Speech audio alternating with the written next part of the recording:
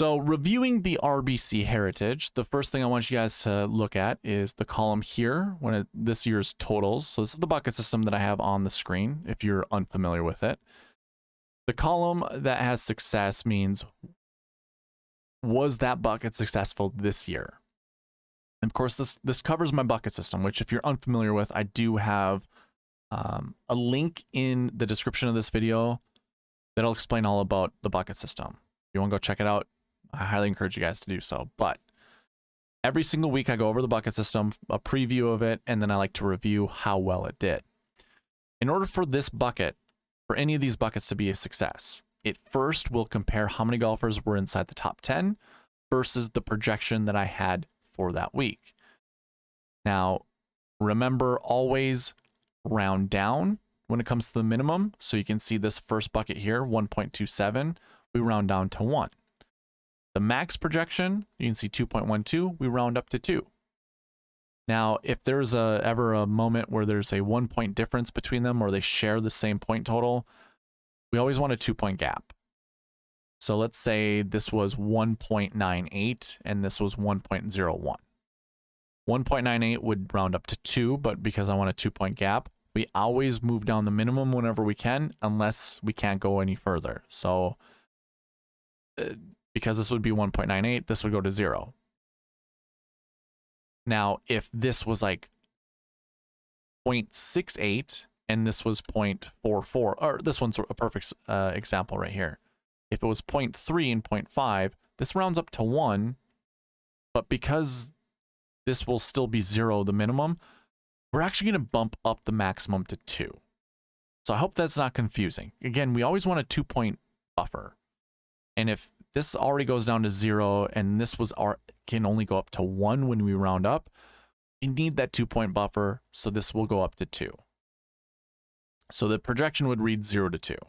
Now, there is an issue when it comes to this where there are sometimes buckets where, say this last year 3, I'll have, 2 golfers in the top 10, but this would still read a no.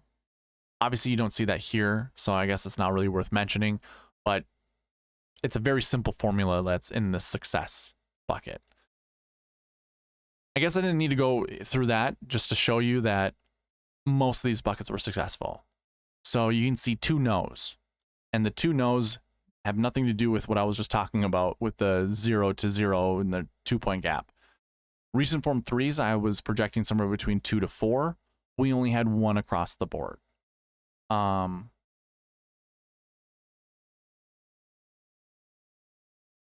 Oh, actually, no.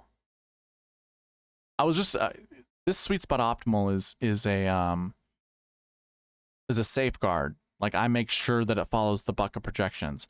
Here, let me show you what I mean. So yeah, it says 2 to 4, but this column over here says 2.96. If you follow along with me, like throughout the preview videos of the bucket system, this is my conservative max projection. I usually use this number to figure out what my minimum is. So remember, there's a 2-point buffer. 2.96 rounds up to 3, which means my minimum automatically becomes 1.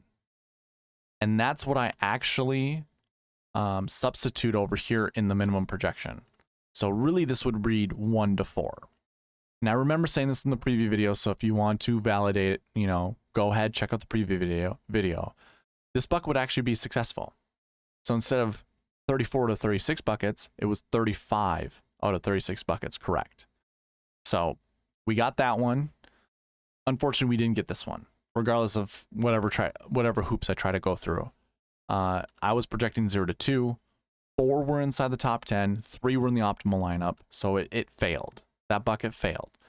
But I still was able to create a SweetSpot Optimal, which followed my projections. And I always post that next to the GPP winning lineup just to see which one was better. If the SweetSpot Optimal beats the GPP winning lineup, then we can say all 36 buckets were successful because I follow the buckets to a T every single time I build lineups. I follow my process 100%. So let's go ahead and take a look as to whether or not the sweet spot process was correct. So in 2023, obviously, this was last week, your optimal lineup used up all $50,000. So too did your GPP winning lineup. Your optimal, I'll go over that one first, was Matt Fitzpatrick, Jordan Spieth, Patrick Cantlay, so two 10K golfers, by the way, Hayden Buckley, Emiliano Grillo, and Cameron Davis. So those 6 golfers made up your optimal lineup. Again, it used up all 50,000. Two 10K golfers, an 8K golfer, 2 7s, and a 6. So that's a 10-10, 8, 7, 7, 6. Pretty amazing. Pretty remarkable. Now, the GPP winning lineup, by the way, used two 10K golfers. That's crazy. Instead of using Hayden Buckley, they used the 5 that are highlighted on the screen. They used Adam Schenk, who was on baby watch. His wife was due like over the weekend. He still got to finish the tournament, so I'm sure he's probably tending to the birth of their child sometime soon. That was your GPP winning lineup, and the optimal scored 657.5. The GPP winning lineup scored 620. So there's a 30-point difference. And remember, we're talking about the sweet spot optimal. This follows the entire bucket projections. You would go with Patrick Cantlay at 10K, go to 9K Xander, 8K Fitzpatrick, 7K Emiliano Grillo. Unfortunately, we can't do another 7K, but we do an 8K and a 6K golfer. This equals 49,900.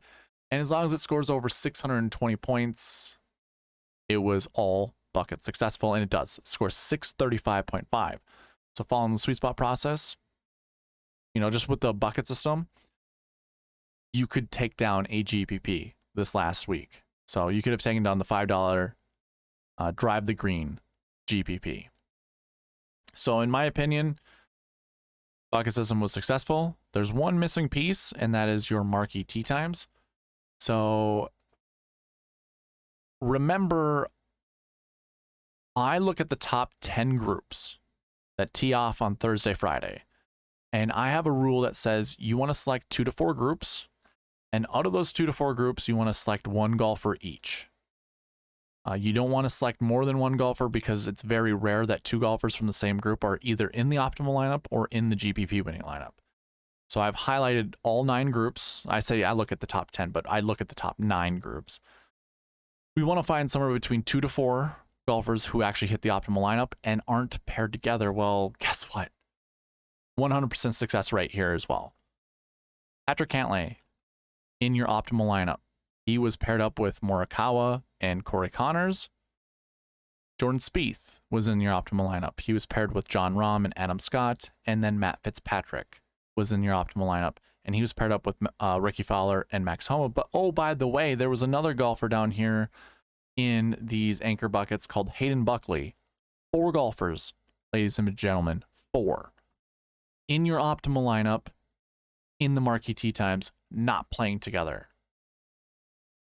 There's a reason I go through this every single week. I see it more often than not. So it was there in front of us. We could have done that. And honestly, there were a lot of really close calls with some of these other golfers. Look at Scotty Scheffler, finished 11th place. Russell Henley finished 19th place. Sam Burns finished 15th place. Xander finished 4th. By the way, Xander in the sweet spot optimal with Cantlay, with Fitzpatrick, and with Buckley. So again, 4 golfers there that followed the sweet spot optimal. You also had 3 golfers in the GPP winning lineup that weren't playing together in the Marquee Tee Times. So it's like, sometimes this doesn't hit. Don't get me wrong.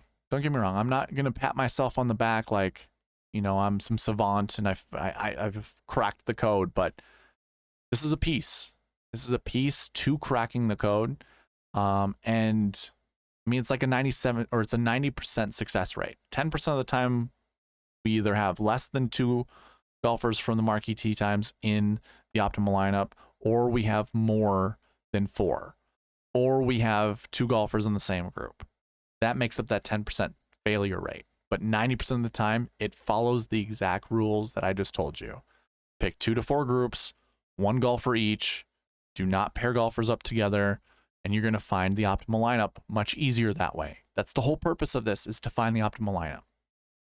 I know there's going to be people like, well, I can still win money putting golfers together. Yes, you can. Target the optimal. That's the whole brand here. We're trying to hit the optimal. So I don't think it's the right way to do it. If you're going to pair golfers up together, I want to hit the optimal lineup, and there's really one clear way of doing it. It's just playing the numbers, calibrating the numbers to hit the optimal. That's another good slogan, right?